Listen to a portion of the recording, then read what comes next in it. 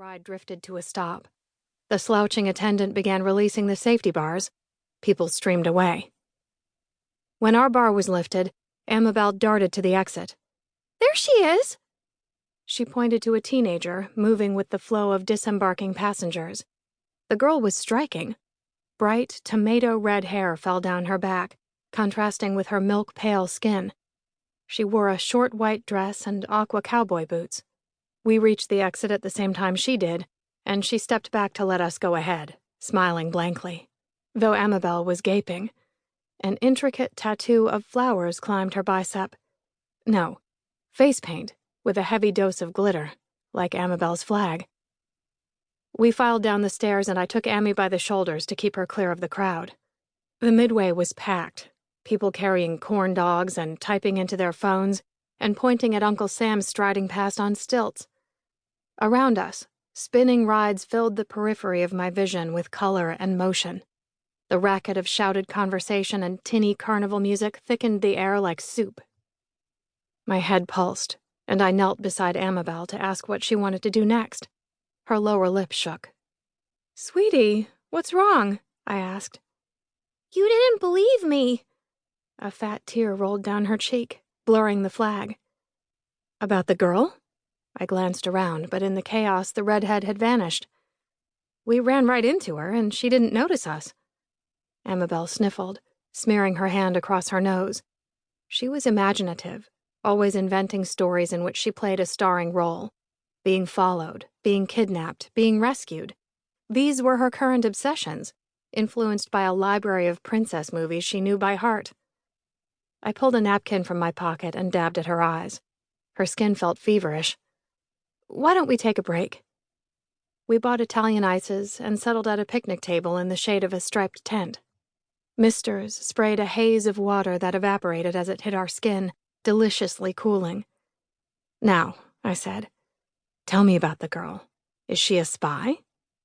Amabel shook her head, giggling. In a stage whisper, she told me the redhead had trailed after us all day, had her arm painted as Amabel got her face painted, rode the Ferris wheel with us, stood behind us at the puppet show.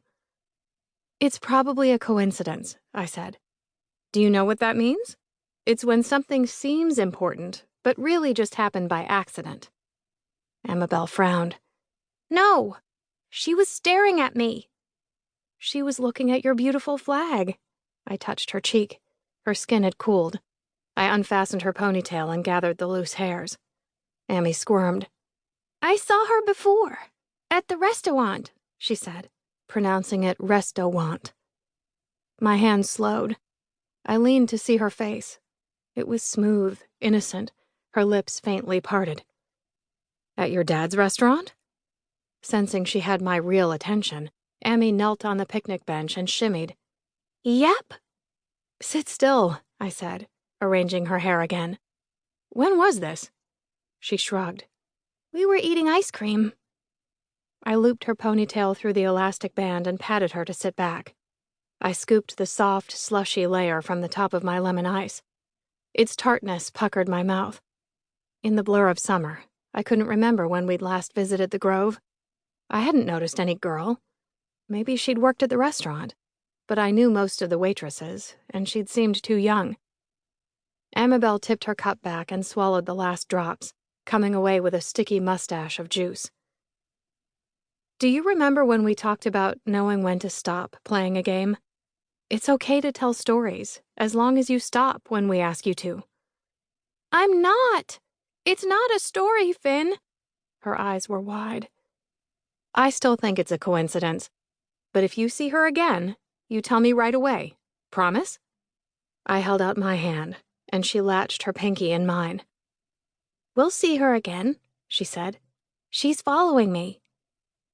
I scanned the tent, packed with heat-strained adults and riled kids. I didn't see the redhead girl, or anyone else, watching us. The Snoop stood a few yards away, legs planted wide.